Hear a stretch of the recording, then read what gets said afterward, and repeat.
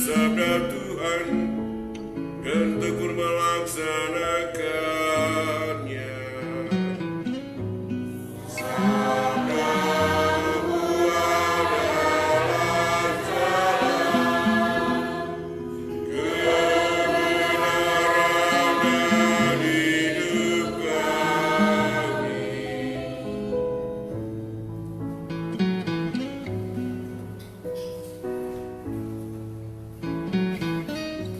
Bapak, Ibu, Saudara-saudari, murid terkasih di dalam Yesus Kristus,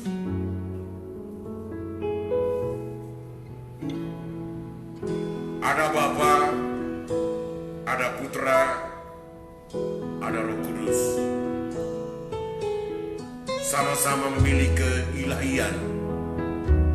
Walaupun ada Bapa, Putra, dan Roh Kudus, tetapi satu. Secara akal sehat memang hampir tidak bisa dipahami, tetapi secara iman bisa kita akui. Karena itu harus dikatakan bahwa percaya dulu baru mengerti, dan bukan mengerti dulu baru percaya dan menerima. Dalam iman kita mengakui dan kita percaya bahwa ada satu Allah, tiga pribadi. Ada Allah Bapa yang menciptakan segala sesuatu di atas dunia ini dan senantiasa memelihara ciptaannya. Dan ada Allah Putra yang diutus oleh Allah Bapa untuk menyelamatkan seluruh bangsa manusia. Dan dia telah menyerahkan hidupnya di kayu salib. Dan ada Allah Roh Kudus yang diutus dari Bapa untuk menyertai gereja, untuk menjiwai para rasul, untuk menjiwai kita semua. Saudara-saudari terkasih, akal manusia adalah sempit. Karena akal manusia adalah sempit, maka ia tidak akan bisa mengerti dan memahami Allah yang begitu luas, Allah yang begitu lebar dan dalam. Kadang sering orang bertanya, apakah Anda mengerti Allah Tritunggal? Kita bisa menjawab secara sederhana, kemampuan kita terbatas, tapi Allah tidak terbatas. Maka tidak akan pernah bisa dengan akal yang terbatas, kemampuan terbatas, kita bisa mengerti dan memahami Allah yang tidak terbatas. Adalah susah. Karena itu ketika kemampuan akal manusia tidak bisa lagi, di situ iman yang membantu akal manusia. Itulah prinsip. Maka selalu saja orang mengatakan, orang Kristen menyembah tiga Allah. Sering dikatakan demikian. Tapi kita menjelaskan seperti tadi, bahwa kita tetap satu Allah, Allah yang besar, dari dulu, kini, dan juga di hari-hari yang akan datang. Kita tetap mengimani satu Allah.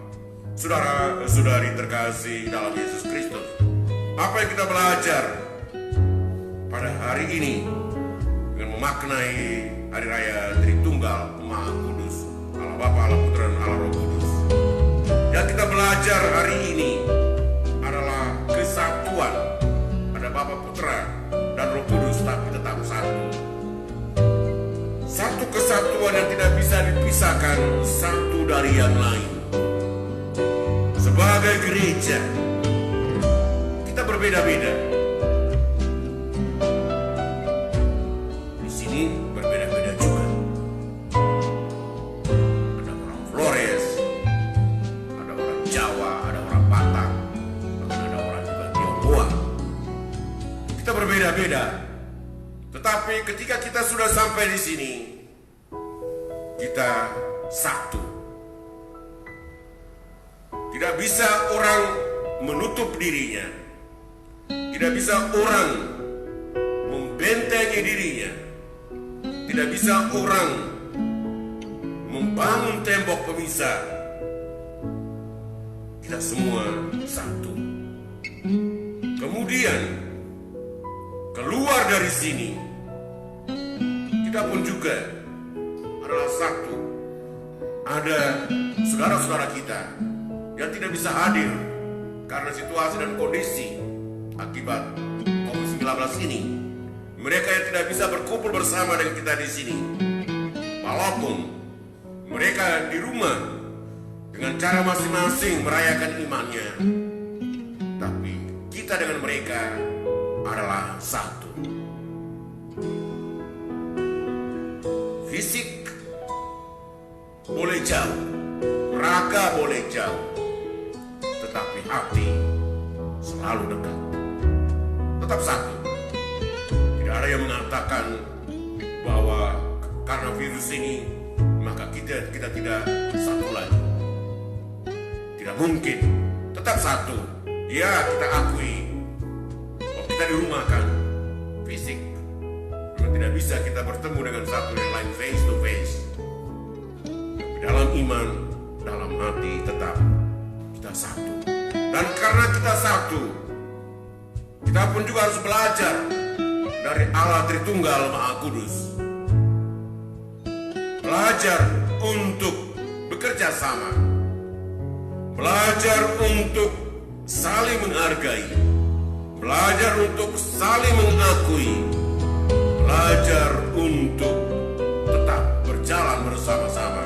Dalam bacaan kedua tadi sangat jelas, kita diharapkan untuk sehati sepikir, hidup di dalam kasih, hidup di dalam persaudaraan, hidup saling peduli satu dengan yang lain. Kita yang telah dipersatukan oleh Tuhan, kita terus-menerus membangun kebersamaan, membangun komunio. Tahun ini masih tetap tahun komunio.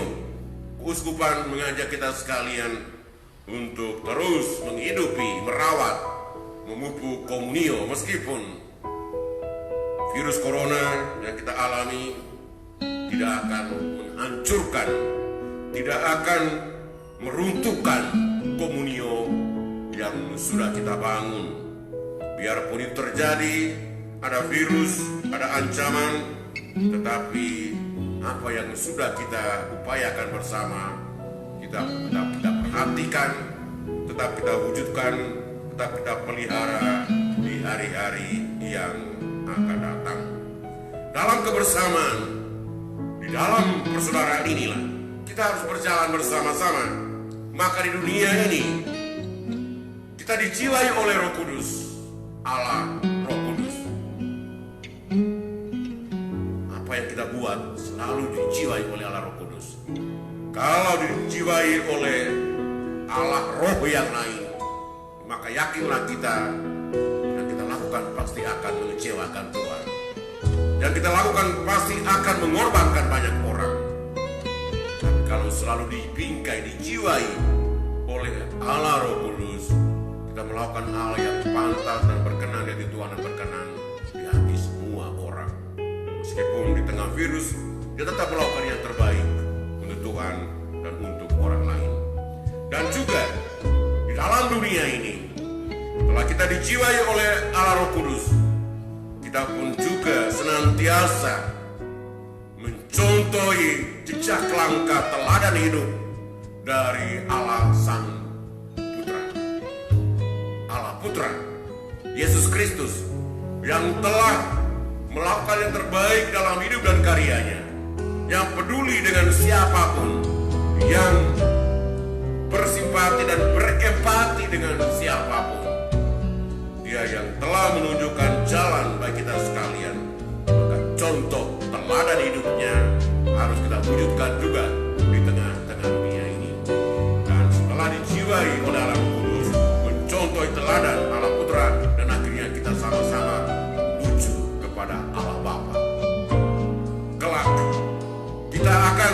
mengakhiri hidup kita dalam dunia ini. Tetapi harus kita sadari bersama, bukan suatu yang otomatis kita sampai ke rumah Bapa di surga untuk bersatu dengan Bapa, Putra, dan Roh Kudus, bersatu dengan semua orang kudus. Tetapi harus ada perjuangan terus-menerus, harus ada upaya terus-menerus, sehingga jalan ke surga pun terbuka bagi kita semua, dan akhirnya kita sampai di tempat yang disiapkan Yesus Kristus untuk kita, yakni surga yang abadi. Saudara-saudari terkasih, sampai kapan kita membangun persatuan, membangun kebersamaan di antara kita sekalian?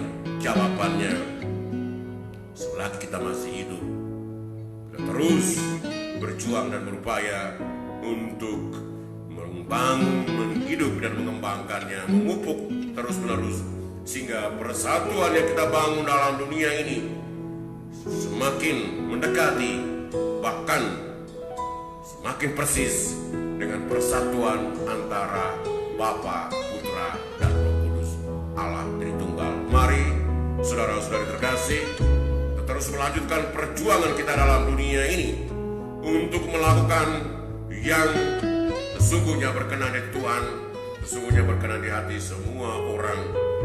Kita juga dalam dunia ini, khususnya dalam situasi dewasa ini, masih terus memohon kepada Tuhan, semoga virus corona ini secepatnya berakhir, sehingga kita hidup di dalam gembira dan kebahagiaan tanpa ada ketakutan apapun, dalam suasana yang aman dan damai. Mari kita bangun komunio di tengah keluarga, komunitas, wilayah, dan juga di gereja kita ini. Semoga Bapa menyertai kita, Putra memberkati kita,